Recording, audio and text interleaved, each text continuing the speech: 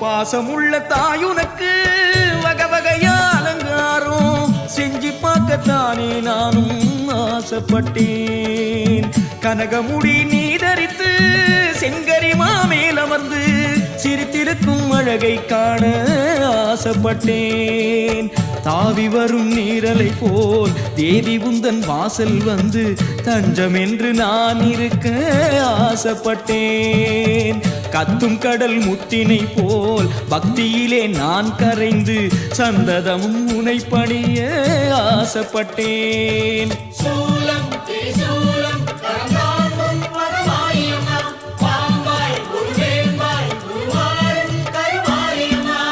பாசமுள்ள தாயுனக்கு வகை வகையா அலங்காரம் செஞ்சு பார்க்கத்தானே நானும் ஆசைப்பட்டேன். கனகமுடி நீ தரித்து செங்கரி மாமே